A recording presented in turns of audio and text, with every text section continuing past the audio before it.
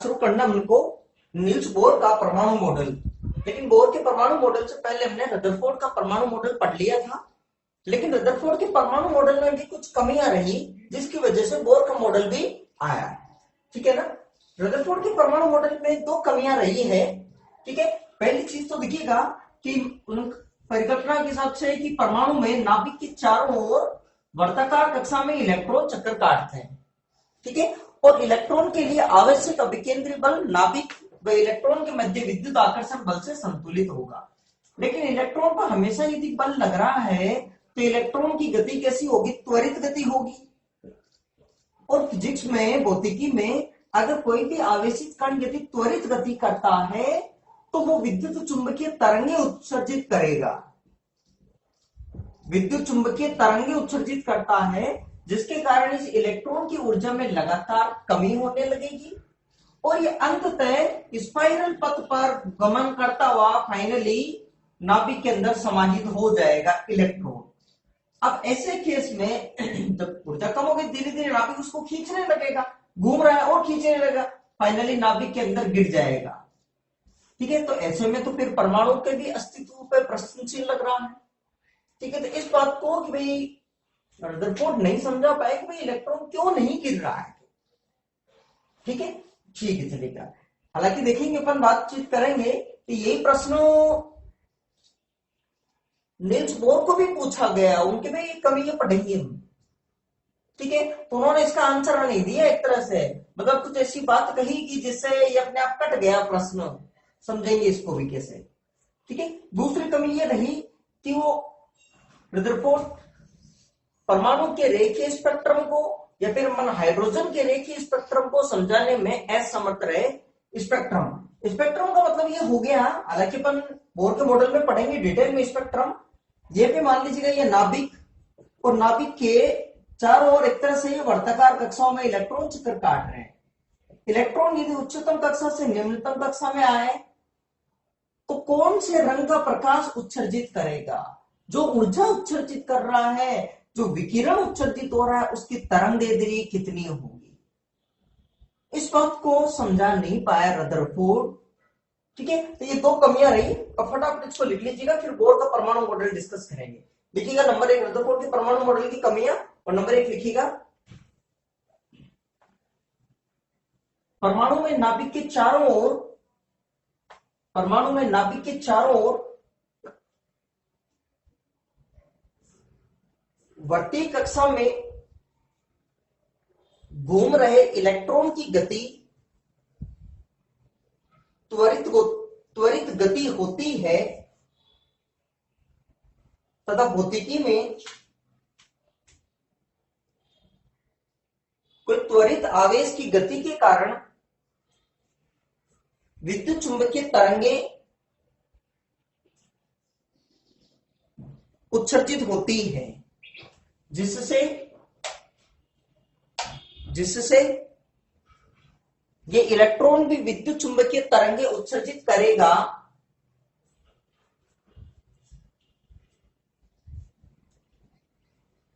जिसके कारण इसकी ऊर्जा में निरंतर कमी होते हुए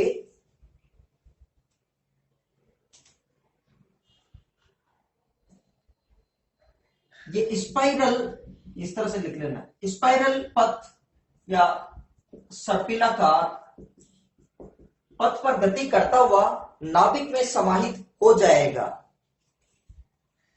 ऐसी स्थिति में परमाणु का अस्तित्व नहीं रह पाएगा।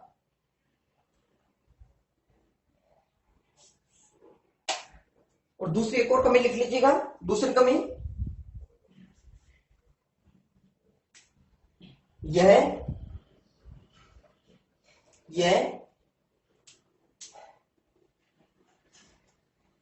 परमाणु के रेखीय स्पेक्ट्रम अथवा हाइड्रोजन स्पेक्ट्रम को समझाने में भी असमर्थ रहा। मतलब ये मॉडल असमर्थ रहा, तो ये दो कमियां है आपकी। ठीक है। अब अगला हेडिंग है, आप हेडिंग डाल दीजिएगा अगला, नील्स बोर का परमाणु मॉडल की परिकल्पना है। नील्स बोर के परमाणु मॉडल की परिकल्पनाएं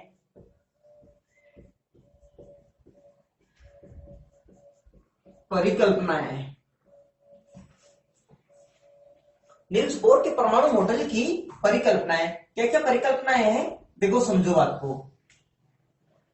परिकल्पनाएं जिसके पीछे कोई गणितीय सत्यापन नहीं है, कई बातें हैं, ठीक है। कुछ चीजें तो एक तरह से बिल्कुल रदरफोर्ड की जैसे, जो रदरफोर्ड के परमाणु मॉडल में थी एज इट इज सेम है, कोई चेंजेस नहीं। जैसे पहली परिकल्पना यही है कि नाभिक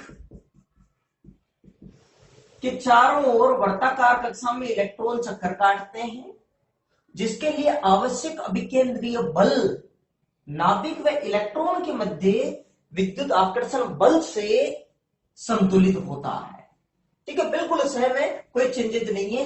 मतलब अभिकेंद्रीय बल किससे संतुलित होगा, विद्युत बल से। अभिकेंद्रीय बल कितना होता है, mv²/r, और अभिकेंद्रीय ये विद्युत बल क्या हो गया, Q1 मतलब हो गया नाभिक पर आवेश। तो नाभिक पर आवेश हमेशा कितना होता है, ZE, ठीक है। और इलेक्ट्रॉन पे आवेश दूसरा -E अपॉन दोनों के बीच की दूरी का वर्ग और इस पूरे का मोड, मतलब प्लस हो चाहे माइनस दोनों। ये मैं बता चुका हूं रदरफोर्ड के परमाणु मॉडल में।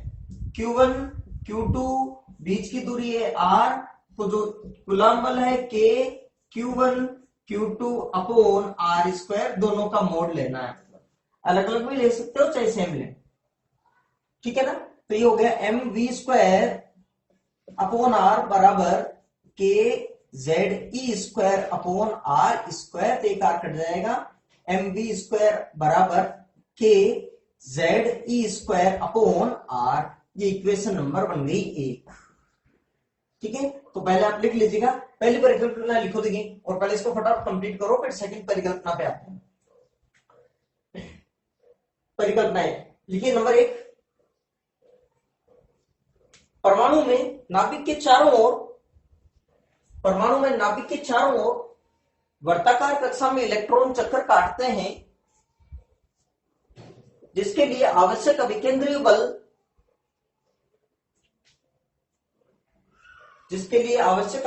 बल नाभिक व इलेक्ट्रॉन के मध्य विद्युत आकर्षण बल से संतुलित होता है, ठीक है। और ये डायग्राम बनाकर आप ये लिख लीजिएगा सारा,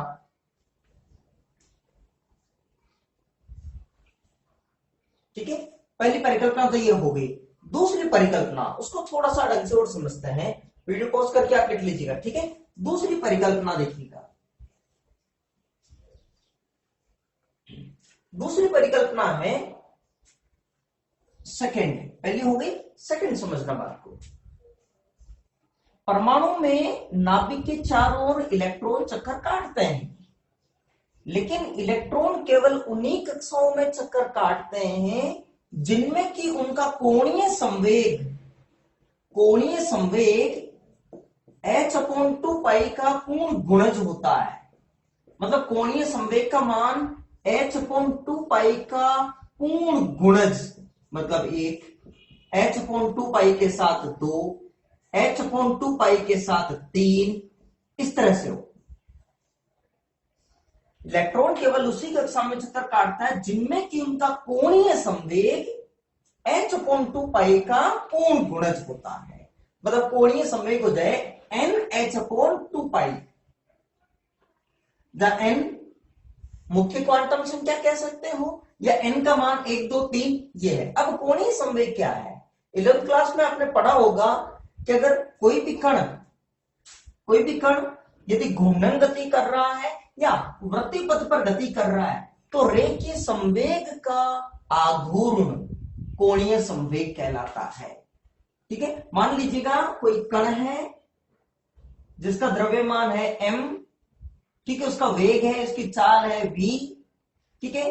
ये मान लीजिए उसका वेग है v, ठीक है। ये अगर इस पथ पर घूम रहा है, ठीक है, तो उसका रेखीय संवेग क्या हो जाएगा, p बराबर mv, ठीक है, ये हो गई आर बिंदु का स्थिति सदिश, तो आर की दिशा हो गई आपके लिए ये। ठीक है, तो कोणीय संवेग होता है, वैसे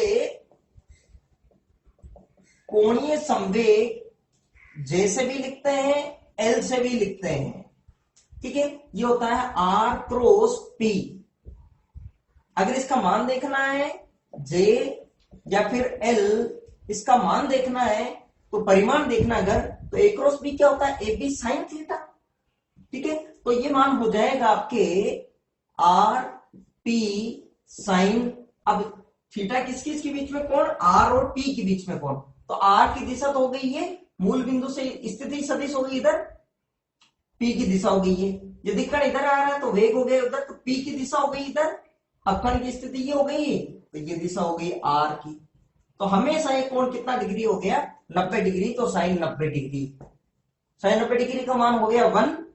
ठीक है, आर इंटू पी, तो एल या फिर जे लिख रहा हूं मैं सिर्फ यहां पर, जे का मतलब कोणीय संवेग का परिमाण ही है, ये वैल्यू कितनी हो गई आर पी, पी मतलब क्या हो गया, रेखीय संवेग मतलब एम वी, मान उसका। ठीक है, तो आर एम वी मतलब जे बराबर एल बराबर क्या हो गया, M we are.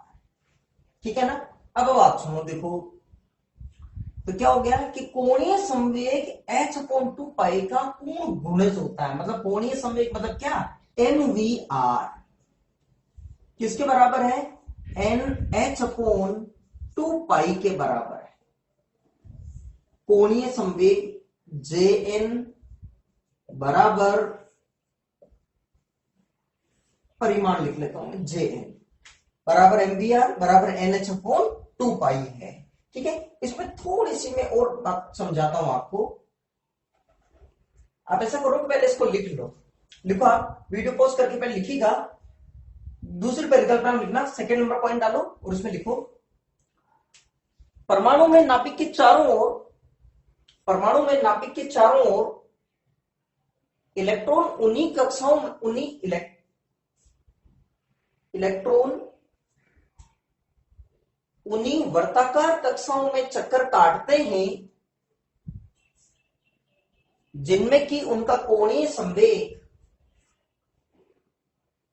h upon 2 पाई का पूर्ण गुणज होता है। कोणीय संवेग h अपॉन 2 पाई का पूर्ण गुणज होता है।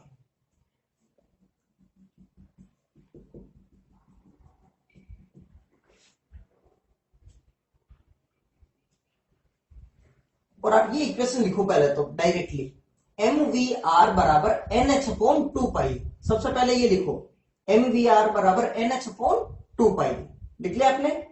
अब ये क्या है, तो आप चाहो तो भले ये लिख लीजिएगा साथ में भी, और इसको भी बॉक्स में बंद कर देना पूरी तरह से, ये होता क्या है। ठीक है, अब मैं वापस वीडियो पॉज करके सारा लिख लिया होगा आपने। ठीक है, अब देखो वापस मैं यहां पे ये लाइन लिख रहा हूं, कोणीय संवेग जे एन बराबर एम वी आर बराबर एन एच अपोन 2 पाई, जे एन या फिर इसको एल एन भी कहते हैं कोणीय संवेग को। अब बात को सुनो, एन का मान है 1 2 3 का, एन का मान हो गया, एन है मुख्य क्वांटम संख्या, मुख्य क्वांटम संख्या कह सकते हैं या कक्षा संख्या कह सकते हैं, एक ही चीज हो गई। एन का मान होता है 1 2 3 4 इस तरह से, माइनस में नहीं आएगा। ठीक है, कक्षा की संख्या है, माइनस में कैसे होगी। अब बात को सुनो, देखो पहली चीज कि कोणीय संवेग का मान h अपॉन 2 पाई का पूर्ण गुणज होता है, इसको थोड़ा सा और बारीकी से समझते हैं। कोणीय संवेग का मान h अपॉन 2 पाई का पूर्ण गुणज है, मतलब कोणीय संवेग का मान या तो h अपॉन 2 पाई होगा, या h अपॉन 2 पाई के साथ राशि होगी 2, या h अपॉन 2 पाई के साथ राशि कितनी होगी 3। कभी भी कोणीय संवेग इलेक्ट्रॉन का h अपॉन 2 पाई के साथ 1.5 नहीं होगा, यह गलत है। मतलब कोणीय संवेग हमेशा h अपॉन 2 पाई का पूर्ण गुणज है। तो पहला प्रश्न कि कोणीय संवेग का न्यूनतम मान कितना होगा, तो वो पहली कक्षा में ही हो जाएगा, और वो कितना हो जाएगा h अपॉन 2 पाई। अगला पॉइंट इसमें ये बनता है, बोर की दूसरी परिकल्पना जो कि कोणीय संवेग के क्वांटीकरण पर आधारित है, कोणीय संवेग के क्वांटीकरण पर आधारित है, कोणीय संवेग के क्वांटीकरण पर आधारित है। क्वांटीकरण का क्या मतलब हुआ और एक क्वांटा शब्द का क्या मतलब है, इस बात को थोड़ा सा समझना। क्वांटा शब्द जगह जगह काम में आएगा, आपके और भी कई जगह काम में आएगा। क्वांटा शब्द का सिंपल सा मीनिंग ये होता है कि किसी भी राशि को, कोई भी चीज हो सकती है वो, अगर उसको बिल्कुल बारीक छोटे छोटे पार्ट में डिवाइड कर देते हैं तो सबसे सूक्ष्मतम पार्ट की वैल्यू कितनी है। मैं इसको थोड़ा सा बहुत बेसिक्स और समझाना चाहूंगा। मान लीजिएगा एटीएम मशीन के अंदर जो रुपए लगे हुए हैं, सपोज उसके अंदर 100 के नोट रखे हुए, 100 रुपए के, 200 रुपए के, 500 रुपए के और 2000 रुपए के नोट रखे हुए मशीन में। अब आप जब उसमें 50 का नोट है ही नहीं, तो अगर आप सोचो कि मशीन में अगर मान लीजिए कि इनपुट डालोगे भाई मेरे को 50 रुपए चाहिए, जब उसमें नोट है ही नहीं तो क्यों आएगा नोट। तो उसमें जितने भी रुपए आए, क्या वो रुपए हमेशा 200 रुपए के, 500 रुपए के, 2000 के या 100 के, कौन से संख्या के हमेशा मल्टीपल ही होंगे। देखिएगा, आप 100 रुपए निकाल सकते हो, क्या 150 निकाल सकते हैं? नहीं। 200 निकाल सकते हैं, 300 निकाल सकते हैं, 500 निकाल सकते हैं, 1500 निकाल सकते हैं, 1800 निकाल सकते हैं, 2000 निकाल सकते हैं, आप 2500 रुपए निकाल सकते हैं, आप 2600 निकाल सकते हैं। इसका मतलब जितने भी रुपए हैं 100 रुपए के मल्टीपल में ही है, कितने भी रुपए। तो जितने भी जो मशीन में रुपए आने वाले हैं वो 100 रुपए के, मतलब एक क्वांटम रुपए का मान कितना हो गया? 100 रुपए मतलब होता है, ठीक है ना। और एक एग्जांपल सुनिएगा, देखो मान लीजिएगा आपके पास कुछ सिक्के हैं, ठीक है, 1 का सिक्का भी है, 2 का सिक्का भी है, 5 का सिक्का है, किसी बैग में भरे हुए हैं। आपको कहा इसमें मुट्ठी भर के वो सिक्के निकाल दो, जितने भी राशि आई वो राशि क्या हमेशा 1 रुपए के गुणनफल में होगी क्या, या 2 के गुणनफल में भी हो सकती है। अगर 7 रुपए आई तो 2 के गुणनफल में नहीं होगी, लेकिन 1 के गुणनफल में होगी। तो वहां पर एक क्वांटा का मान कितना हो गया? 1 रुपए। और देखिएगा क्वांटा शब्द का इस्तेमाल, मान लीजिएगा किसी वस्तु को आवेशित करना है तो इलेक्ट्रॉन को बाहर निकालो, तो या तो 1 इलेक्ट्रॉन निकालोगे या 2 इलेक्ट्रॉन निकालोगे, 1.4 इलेक्ट्रॉन थोड़ी निकालोगे। तो जब 1 इलेक्ट्रॉन निकाल दिया तो वस्तु पर आवेश हो गया प्लस का 1e, 5 इलेक्ट्रॉन निकाल दिए प्लस का 5e, 1 इलेक्ट्रॉन जोड़ दिया माइनस का 1e किसी उदासीन वस्तु में। तो हमेशा आवेश जो है 1 इलेक्ट्रॉन के आवेश का पूर्ण गुणज है, या प्रवेश कराएंगे तो माइनस आवेश हो जाएगा, निकालेंगे तो प्लस हो जाएगा, लेकिन हमेशा इलेक्ट्रॉन के आवेश का पूर्ण गुणज ही है, वो हो गया आवेश का क्वांटीकरण। और देखिएगा प्रकाश की जो प्रकृति है फोटोन, मतलब एक तरह से मान कर चल रहे हैं कि एक तरह से ऊर्जा के पैकेट मिल रहे हैं, ऊर्जा के बंडल मिल रहे हैं, और हर एक पैकेट को, ऊर्जा के एक बंडल को एक फोटोन कहते हैं, जिसकी ऊर्जा होती है h न्यू। तो यहाँ पे 10 फोटोन मिले तो सतह को मिलने वाली ऊर्जा 10 h न्यू, 15 फोटोन मिल गए तो 15 h न्यू। तो मतलब ऊर्जा भी क्वांटिकराइज है, क्वांटीकरण है ऊर्जा का भी। और एक क्वांटा ऊर्जा का मान कितना हो गया? h न्यू फोटोन के, ठीक है। तो यहां पर कोणीय संवेग का क्या हो रहा है? क्वांटीकरण हो रहा है। कोणीय संवेग का मान h/2 पाई का पूर्ण गुणज हो रहा है, ठीक है। तो आप इसके अंदर ये लाइन भी लिख लीजिएगा नोट डाल के कि ये परिकल्पना कोणीय संवेग के क्वांटीकरण पर आधारित है तथा एक क्वांटम कोणीय संवेग का मान h/2 पाई होता है, h/2 पाई होता है, ठीक है। दूसरा प्रश्न पूछ ले कि न्यूनतम कोणीय संवेग का मान कितना है, तो पहली कक्षा में ही है। दूसरी कक्षा के अंदर बात कहेंगे n का मान 2 रखेंगे, तीसरी कक्षा में n की मान 3 रख देंगे। तो न्यूनतम कोणीय संवेग का मान भी कितना है, h/2 पाई। एक प्रश्न इसके अंदर आपको लिखवा देता हूं मैं, आप एक प्रश्न लिखिएगा, निम्न में से कौन सा कोणीय संवेग, निम्न में से कौन सा कोणीय संवेग किसी इलेक्ट्रॉन के लिए संभव नहीं है। कोणीय संवेग इलेक्ट्रॉन के लिए संभव नहीं है, इलेक्ट्रॉन के लिए संभव नहीं है। पहला ऑप्शन है h/2 पाई, सेकंड ऑप्शन है 3h/2 पाई, थर्ड ऑप्शन है 7h पाई, फोर्थ ऑप्शन है h/7 पाई। h/7 पाई कौन सा कोणीय संवेग पॉसिबल नहीं है। अब इस प्रश्न में आप या तो काम करो कि देखो h/2 पाई कैसे पूर्ण गुणज, देखो एक तो तरीका एक देखो h/2 पाई का पूर्ण गुणज होना चाहिए, तो h/2 पाई यहाँ पे बनाओ और साथ में देख लो कोई ना कोई पूर्णांक आना चाहिए, तो साथ में आ गया 1। यहाँ पे देखो h/2 पाई साथ में कितना आ गया 3, इसका मतलब ये भी पॉसिबल है। यहाँ पे देखो h/2 पाई है नहीं, तो पहले 2 से ऊपर नीचे मल्टीप्लाई कर लो, 7 की जगह रख दो 7 इंटू 2h/2 पाई।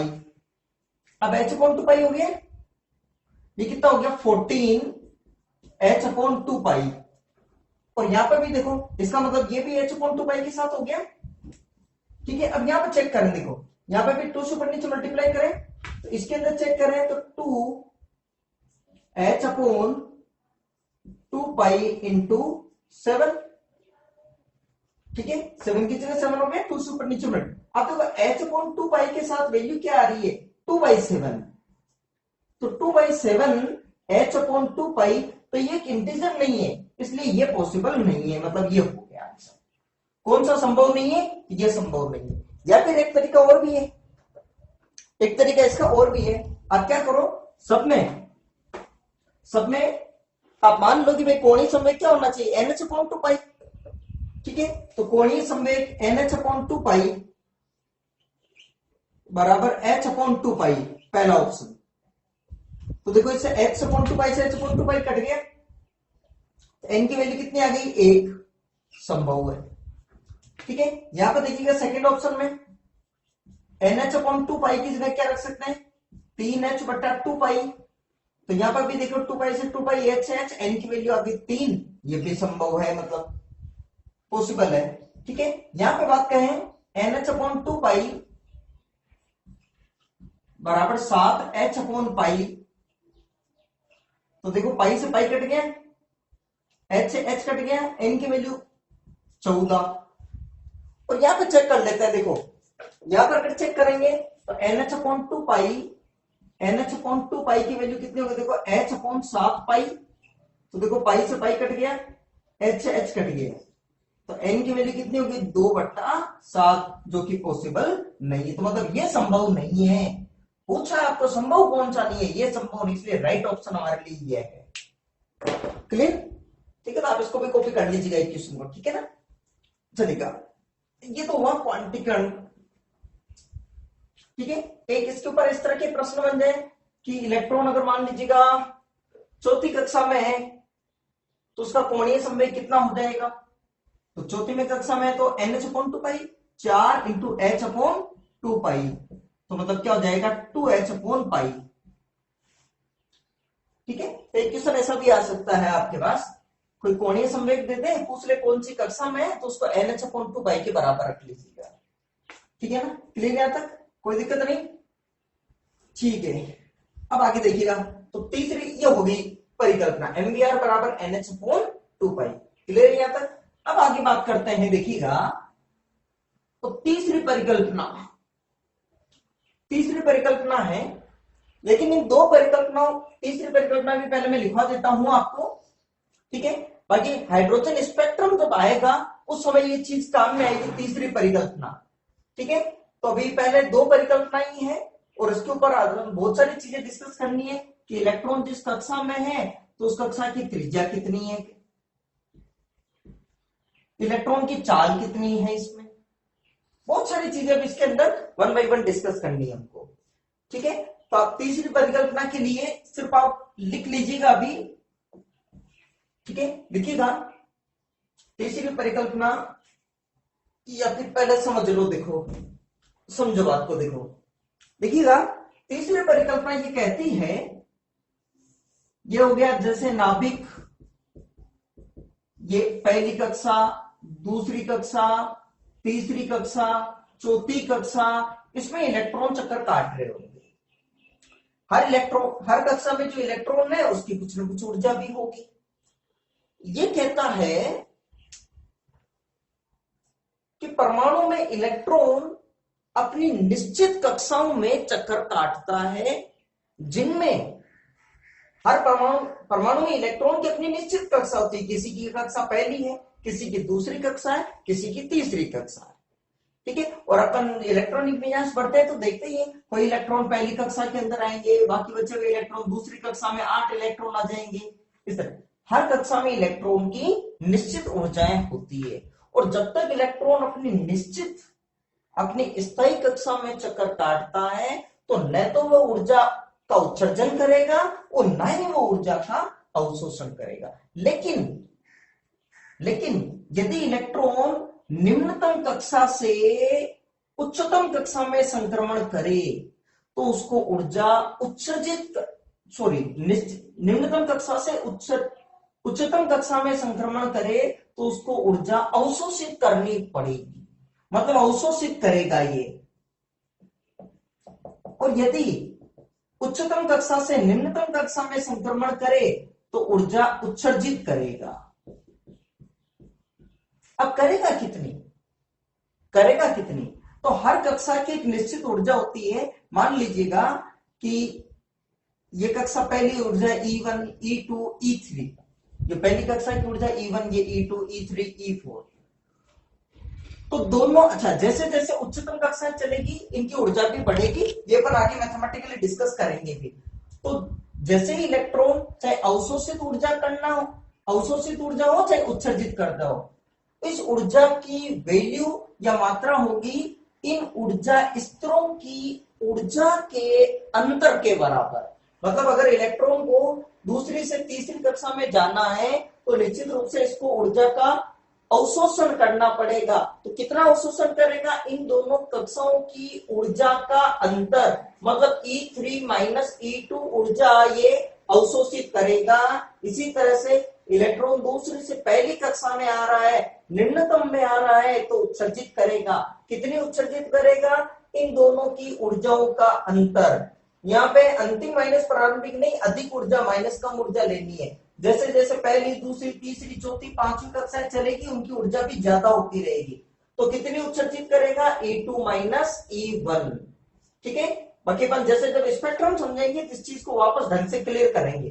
ठीक है, अभी आप पहले तीसरी परिकल्पना लिख लो, ठीक है, ताकि तीनों परिकल्पना एक साथ हो जाए। ठीक है, उसके बाद में पहले दो परिकल्पना पे जो कुछ क्वेश्चंस बनेंगे वो डिस्कस करते हैं। तो लिखिएगा, तीसरी परिकल्पना में लिखो, परमाणु में नाभिक के चारों ओर इलेक्ट्रॉन अपनी स्थायी कक्षाओं में चक्कर काटते हैं, जिनमें वे ना तो ऊर्जा का अवशोषण करते हैं व ना ही उत्सर्जन। लेकिन यदि निम्नतम कक्षा से उच्चतम कक्षा में संक्रमण करे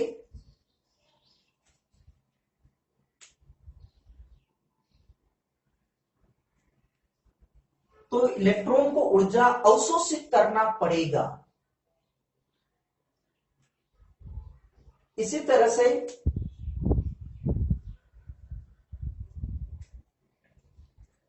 उच्चतम कक्षा से निम्नतम कक्षा में संक्रमण करने पर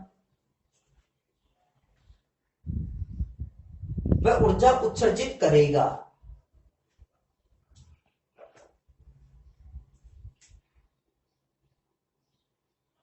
नेक्स्ट लाइन से लिखना, अवशोषित ऊर्जा अथवा उत्सर्जित ऊर्जा की मात्रा इन ऊर्जा स्तरों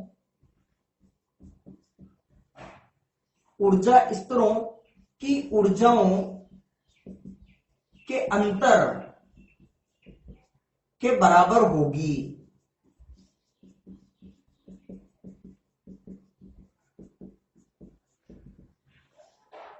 ठीक है, अभी आप इतना लिख लीजिएगा। ठीक है, क्लियर यहां तक? ठीक है, चलो अब देखो, अब बात करते हैं। अब आपको सुनो, मान लीजिएगा ये नाभिक है सपोज, परमाणु का नाभिक, और ये इलेक्ट्रॉन किसी कक्षा में चक्कर काट रहा है। ये पहली कक्षा हो सकती है, दूसरी कक्षा हो सकती है, तीसरी कक्षा, मान लीजिएगा जनरली कोई भी nवीं कक्षा है ये। तो nवीं कक्षा में इलेक्ट्रॉन जिस कक्षा में चक्कर काट रहा है उस कक्षा की त्रिज्या है r, या फिर Rn लिख देंगे। कक्षा की त्रिज्या है r। ठीक है, अच्छा, इस कक्षा में जो इलेक्ट्रॉन है, इलेक्ट्रॉन की चाल, ये चाल हो रही होगी, मान लीजिएगा v चाल है उसकी। ठीक है, तो इलेक्ट्रॉन जिस कक्षा में, उसकी त्रिज्या कितनी है, इलेक्ट्रॉन की चाल कितनी है, उसकी गतिज ऊर्जा कितनी है, स्थितिज ऊर्जा कितनी है, टोटल ऊर्जा कितनी है, ये सारी चीजें हमको कैलकुलेट करना है इसमें। ठीक है ना, तो वन बाई वन डिस्कस करते हैं। तो आप टॉपिक यही डाल लीजिएगा कि परमाणु में, टॉपिक डालिएगा, हेडिंग लिखिएगा परमाणु में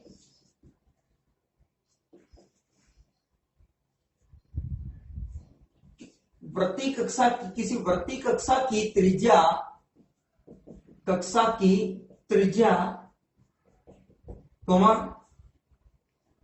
इलेक्ट्रॉन की चाल व ऊर्जा, ये टॉपिक डाल लीजिएगा। ठीक है ना, अब देखिएगा, समझना बहुत ध्यान से। अब देखो, ये मान लीजिएगा इलेक्ट्रॉन चक्कर काट रहा है इसमें, तो पहली परिकल्पना से, तो बोर की पहली परिकल्पना से क्या है, परिकल्पना से mv² अपॉन r बराबर kZe² या फिर ये हो गया था mv² बराबर kZe² अपॉन r, ये बन गया आपके लिए। क्लियर यहां तक?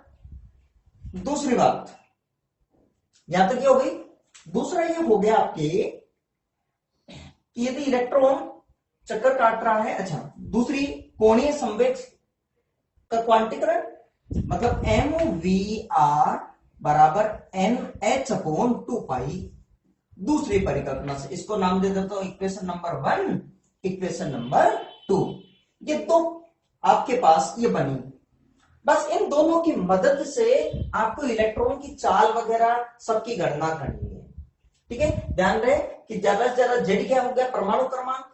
तो आपको आंसर किस किस के पदों में निकालना है, जेड और एन के पदों में आंसर निकालना है। देखो, एच कांस्टेंट है, एम कांस्टेंट है, ई फिक्स है, ठीक है ना, के भी फिक्स है, ये वैल्यू तो सारे फिक्स ही है, कांस्टेंट है। ठीक है, बस अलग अलग ये कक्षा हो गई, ये वाली कक्षा हो गई तो त्रिज्या ज्यादा हो जाएगी, और बड़ी कक्षा हो गई तो त्रिज्या कुछ अलग होगी। तो मतलब आर और वी जितने भी चीजें हैं, इन सब चीजों में निकालना, जेड और एन ही चेंज हो सकते हैं, ये सब चीजें तो फिक्स है। ठीक है ना, देखो कैसे निकालते हैं। या तो एक काम करो कि देखो, इससे v का मान निकाल लो, उठा के v का मान इधर रख दो बली। ठीक है, तो इक्वेशन 2 से अब देखिए गणित के समीकरण है, आप स्वतंत्र कैसे भी सोल्व करो, आप इसको किसी भी तरह से सोल्व करो, सबसे आंसर आ जाएगा। बस v और r निकालना है। मान लीजिए समीकरण 2 से मैं क्या कर रहा हूं कि इससे v का मान निकाल लेता हूं। तो v बराबर क्या हो गया, NH अपॉन 2πm r, ये हो गया।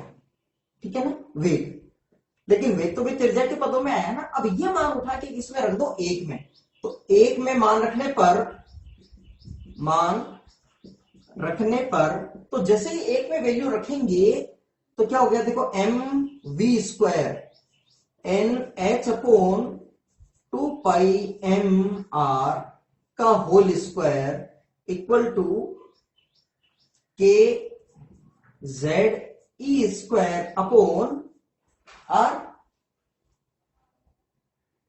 We square. ठीक है, ठीक है, तो यहां पर सोल्व करें तो देखो ये क्या बन गया, M N square H square upon 4 pi square M square R square बराबर K Z E square upon R. ठीक है, अब देखिए कुछ कट रहा है क्या, देखो एक तो एम कट गया, देखो यहां पर एक एम कट गया यहां पे, ठीक है, एक देखो आर भी कट गया, एक एम बचा है एक आर बचा है, और तो कुछ भी नहीं कटा। ठीक है, तो इधर वज्र गुणा करो पूरे को, या फिर आर को भेज दो इधर, तो देखिएगा ये वज्र गुणा अगर मैं करता हूं इसको तो ये क्या बच रहा है, यहाँ पे एन स्क्वायर एच स्क्वायर बराबर 4 pi square M 4 pi square M K Z E square into R, K Z E square R. ठीक है ना, तो आर का मान निकालना तो इसको भेज दो नीचे। ठीक है, तो आर की वैल्यू क्या आ गई, आर बराबर आ गया N square H square upon 4 pi square E square K M Z. देखिए ये आ गई वैल्यू।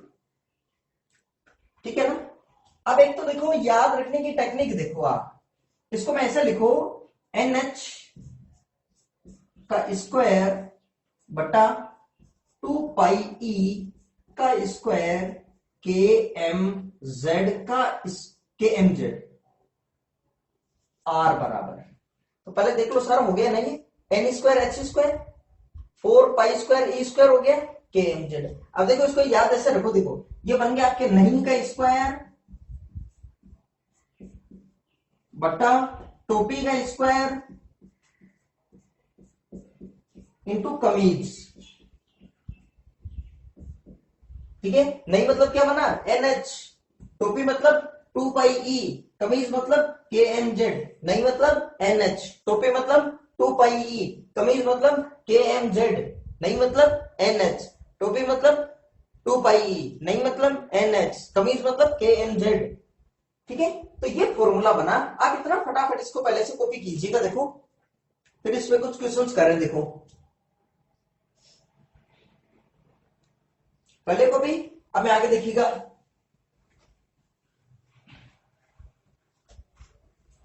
अब आगे करते हैं,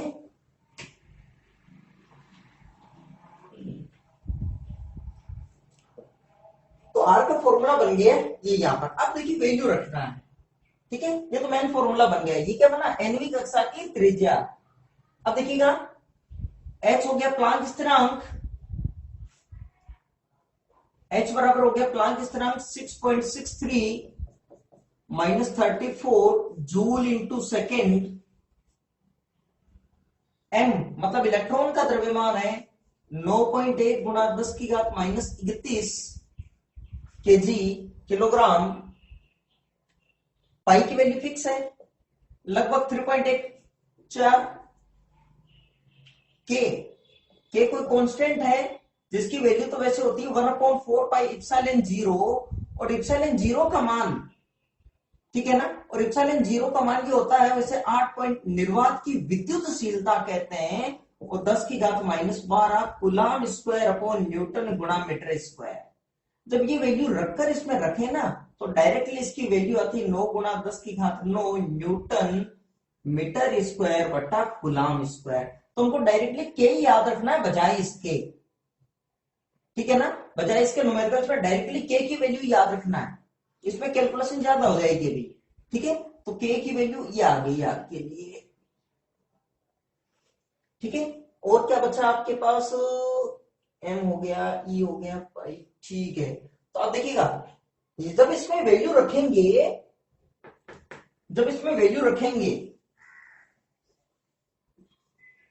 इधर इसके बाद में इधर कॉपी करना है, इधर चलना है।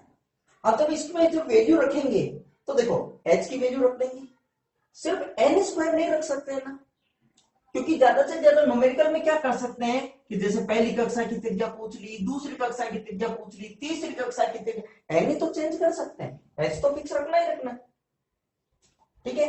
e भी फिक्स है, और ज्यादा से ज्यादा z चेंज कर सकते हैं, भाई हाइड्रोजन परमाणु है, पूछ लेते हैं हीलियम है क्या, लिथियम है, तो z चेंज कर सकते हैं। तो या तो एक काम करें कि फॉर्मूले को इतना ही रख दें, अब आप हर बार वैल्यू रखो, पूछ लिया कि हीलियम परमाणु की पहली कक्षा की त्रिज्या, तो हीलियम परमाणु z का मान हो गया 2, पहली कक्षा n का मान हो गया 1, ठीक है। लिथियम परमाणु की चौथी कक्षा की त्रिज्या, तो लिथियम परमाणु 3 हो गया, किसका मान, z का मान, चौथी कक्षा n का मान हो गया 4, तो n और z ही चेंज करना, बाकी सबकी वैल्यू तो फिक्स है, जो रखना ही रखना है, ठीक है। और e भी रख लीजिएगा, e मतलब 1.6 गुणा 10 की घात -19 गुलाम। जब ये वैल्यू रख कर नया सूत्र बनाए तो nवीं कक्षा की त्रिज्या, nवीं कक्षा की जो त्रिज्या का सूत्र बनेगा Rn, R या फिर Rn बराबर, ठीक है ना, वो फॉर्मूला ये बन जाएगा। जब ये सारी वैल्यू देखो क्या नहीं रख सकते यहाँ पर, तो साथ में क्या जाएगा n स्क्वायर, और यहाँ पे क्या बचेगा केवल z, तो साथ में n स्क्वायर बटा z आएगा। तो जब रखते हैं 0.529 10 की घात -10 n स्क्वायर बटा z मीटर, ठीक है। तो इसको क्या लिख सकते हैं, एंगस्ट्रॉम,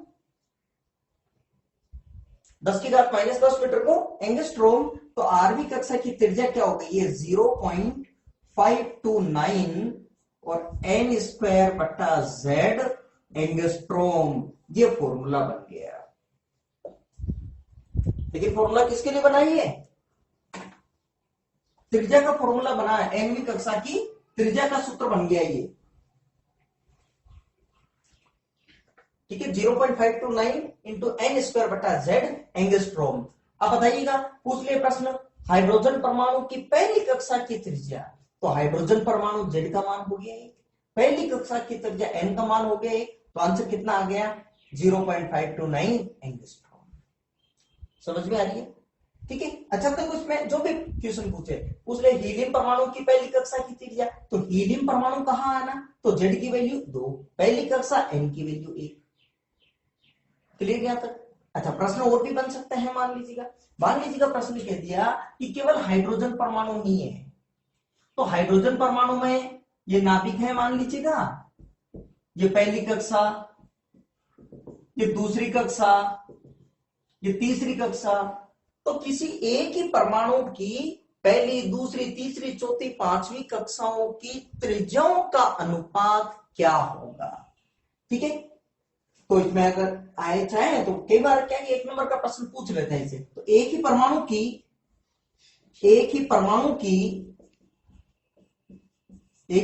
मतलब z फिक्स हो गया, परमाणु की पहली, दूसरी, तीसरी, डैश डैश nवीं कक्षाओं की त्रिज्या या कक्षा की त्रिज्या क्रमशः R1, R2, R3 dash dash Rn है, तो देखिए अब R1 अनुपात R2 अनुपात R3 अनुपात क्या होगा, देखिए Rn। अब देखो एक ही परमाणु तो z सेम हो गया ना, n तो चेंज करना है, तो पहले वाले में क्या लिखेंगे 0.529 1 का स्क्वायर बट्टा z एंगस्ट्रॉम अनुपात 0.529 गुणा 2 का स्क्वायर बट्टा z एंगस्ट्रॉम अनुपात।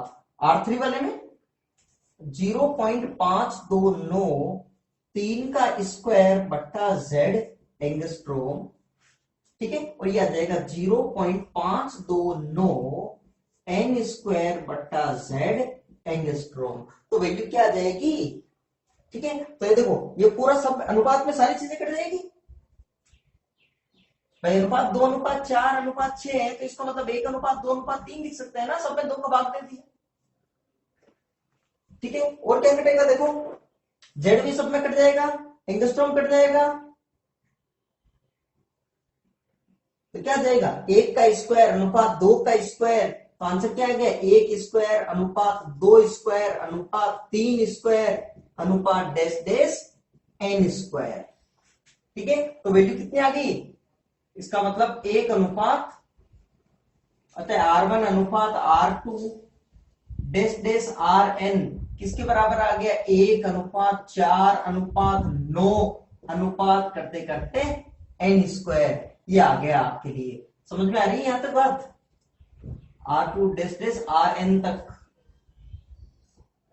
R3 RN तक, ठीक है ना। तो ये बन गया एक, समझ में आ रही बात, ठीक है। एक प्रश्न इसमें और बनता है, देखो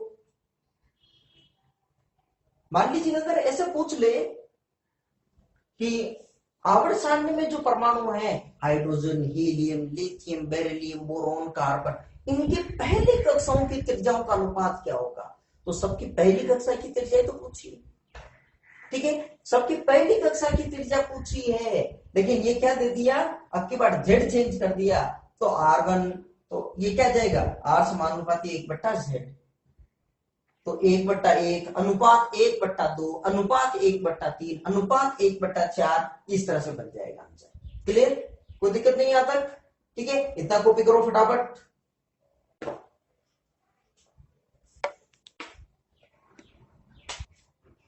चलिए अब देखें वेग, त्रिज्या निकाल ली हमने, ठीक है।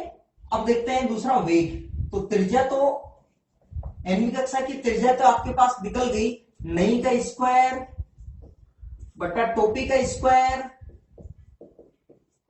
इंटू कमीज KMZ, ठीक है ना, ये बन गई त्रिज्या का सूत्र। अब बात करते हैं वेग का सूत्र। तो आपके पास देखिएगा वापस वही mvr बराबर NH/2 ये समीकरण नंबर 2 थी आपके पास, ठीक है। इसके अंदर वैल्यू रख दो आर की, ठीक है। तो वेग निकाल लेते हैं, तो m v और r की जगह वैल्यू रख दो ना, मतलब ये n square h square upon 4π² e square KMZ बराबर NH/2π। अब देखिए कुछ कट रहा है, देखिएगा एक m कैंसिल आउट हो गया, एक m हो गया कैंसिल आउट। और अगर बात करें तो देखो एक h चला गया, एक n भी चला गया, एक n बच गया, एक h बच गया, ठीक है। एक पाई, तो मतलब ये खत्म हो गया, एक पाई रह गया, ठीक है ना। और 2 से काट लेते हैं, तो ये कट गया 2 बार, ठीक है। तो क्या बचा यहां पर v और NH अपॉन 2π e KZ,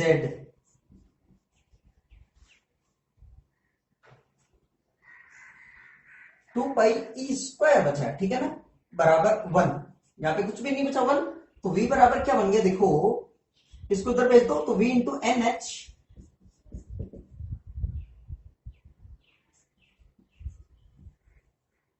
ये हो गया 2π e स्क्वायर KZ, ठीक है। तो v का मान क्या हो गया देखिएगा 2π e, तो इसको इस तरह से लिखो, देखो इंटू 2π e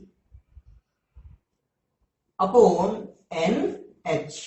देखो पहले तो ये फॉर्मूला बन गया, NH आ गया नीचे, देखो 2π e स्क्वायर को मैंने 2 पार्ट में बांट लिया, a इंटू e, ठीक है। अब देखो याद रखने का टेक्निक बनाए, तो देखो इस तरह से लिखो, देखो काजी, और ये क्या बन गया टोपी अपॉन नहीं, ठीक है, तो ये फॉर्मूला बन गया। तो v बराबर क्या बन गया, काजी इंटू टोपी बटा नहीं। काजी मतलब के जेड ई, टोपी मतलब 2 पाई ई, नहीं मतलब NH। काजी मतलब के जेड ई, टोपी मतलब 2 पाई ई, नहीं मतलब NH। ठीक है, सिर्फ और सिर्फ याद रखने का एक तरीका है, आप किसी भी तरह से किसी भी चीज को अन्यथा ना ले प्लीज। ठीक है, तो अच्छा त्रिज्या का सूत्र क्या बना, नई का स्क्वायर बटा टोपी का स्क्वायर इंटू कमीज, नहीं मतलब NH। ठीक है, टोपी मतलब 2 पाई ई, कमीज मतलब KMZ, और त्रिज्या का सूत्र क्या बना, काजी इंटू टोपी बटा नई। काजी का मतलब क्या हो गया, KZE, टोपी मतलब 2 पाई ई, नई मतलब NH, कमीज मतलब KMZ। ठीक है, काजी इंटू टोपी बटा नई। ठीक है, अब इसमें भी अगर वैल्यू रखें, वैल्यू रखकर अगर इसको पूरा सोल्व करें, ठीक है, तो वापस वही सारी वैल्यू रखनी है। बताओ किस किस की वैल्यू नहीं रख सकते, एक तो नहीं रख सकते जेड, ठीक है ना, एक तो ये बना जेड, और एक किसकी एन, बाकी सबकी वैल्यू रखनी है। ठीक है, तो जब वही सारी वैल्यू वापस रखें, ई का मतलब ये है, पाई मतलब 3.14, और रखकर जब सोल्व करें, ठीक है, तो वेग का फॉर्मूला आता है 2.189, या 2.19 लिख लीजिएगा लगभग, 2.19 गुणा 10 की घात 6। ठीक है, तो क्या रह जाएगा, ऊपर तो जेड और यहां पर एन, गुणा जेड बट्टा एन मीटर पर सेकेंड। देखिएगा मैं मीटर पूरा इसलिए लिख रहा हूं ताकि आपको एम, इलेक्ट्रॉन के द्रव्यमान एम वाला कंफ्यूजन ना हो जाए, इसलिए पूरा लिख रहा हूं मैं मीटर पर सेकेंड। ठीक है, तो ये बन गया आपके लिए वेग का सूत्र, ये बन गया वेग का फॉर्मूला। ठीक है ना, एक चीज और ध्यान रखना, ये बन गया वेग का फॉर्मूला यहां पर, क्लियर। कई बार क्वेश्चन क्या आता है, इस तरह से भी पूछ लेते हैं, अच्छा कि पहली कक्षा में हाइड्रोजन परमाणु की पहली कक्षा में इलेक्ट्रॉन की चाल बताओ, तो हाइड्रोजन परमाणु जेड का मान 1, पहली कक्षा एन का मान 1। ठीक है, तो 2.19 गुणा 10 की घात 6 मीटर प्रति सेकेंड, क्लियर आता। ठीक है, अब मान लीजिए पूछ लिया कि हीलियम परमाणु में पहली कक्षा में इलेक्ट्रॉन की चाल, तो हीलियम परमाणु बोला है ना, जेड का मान 2, पहली कक्षा एन का मान 1, तो 2 से गुणा कर लीजिएगा, मान कितना आ जाएगा 4.38 गुणा 10 की घात 6 मीटर पर सेकेंड। क्लियर। कई बार क्या करते हैं कि न्यूमेरिकल ऐसे पूछ लेते हैं कि जैसे हाइड्रोजन परमाणु की पहली कक्षा में इलेक्ट्रॉन की चाल तथा प्रकाश की चाल का अनुपात क्या होगा। तो कई बार प्रश्न क्या करते हैं कि सी, प्रकाश की चाल के पदों में, प्रकाश के वेग के पदों में पूछ लेते हैं। प्रकाश का वेग का मान फिक्स है निर्वात में, सी का मान होता है 3 गुणा 10 की घात 8 मीटर पर सेकेंड। ठीक है, तो जब अगर v बट्टा सी को अगर करते हैं, v में c का भाग यदि देते हैं, तो v बट्टा सी जब करते हैं, ठीक है, तो मतलब 2.19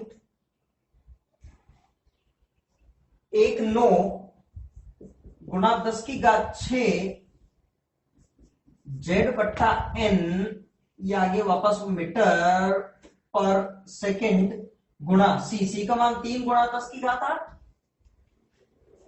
ये 10 की घात 6, 10 की घात 8, तो 10 की घात 2 बच गया ना, 10 की घात 2 मतलब ये हो गया 100, 300, तो 2 अगर करते हैं तो ये वैल्यू जो लगभग आती है वो आती है 1/137 गुणा जेड बट्टा एन, वापस वही मीटर पर सेकेंड। तो v की लगभग वैल्यू क्या आ गई, एक और ये भी ध्यान रखना, c बट्टा 137 गुणा जेड बट्टा एन मीटर पर सेकेंड, ये वैल्यू आ गई। ठीक है, तो कई बार यदि प्रश्न प्रकाश की वेग के पदों में पूछ रहा है आंसर, कि भाई आंसर है जो प्रकाश के वेग के पदों में निकालो, या क्वेश्चन में भी ऐसा दे रखा है कि इलेक्ट्रॉन की चाल का प्रकाश की वेग के साथ अनुपात बताओ, तो डायरेक्टली फॉर्मूला सी वाला लगा लेना, मतलब ये c बटा 137 का ही मान है लगभग का। ठीक है, तो अब जैसे मान लीजिए प्रश्न पूछ लिया कि अगर मान लीजिएगा हाइड्रोजन परमाणु की पहली कक्षा में इलेक्ट्रॉन की चाल, और प्रकाश की चाल का अनुपात क्या होगा। ठीक है, तो हाइड्रोजन परमाणु की पहली कक्षा जेड का मान 1, एन का मान 1। ठीक है, तो आपको बता दो वी का मान कितना आ गया, फिर सी बट्टा 137। तो वी बट्टा सी क्या आ गया, दोनों में सी का भाग देंगे 1 बट्टा 137, तो अनुपात क्या हो जाएगा 1 बट्टा 137, ये आंसर आ जाएगा। समझ में आ रही बात। ठीक है, तो एक ये वाला फॉर्मूला हो गया वेग के पदों में, आप इसको कॉपी कर लीजिएगा।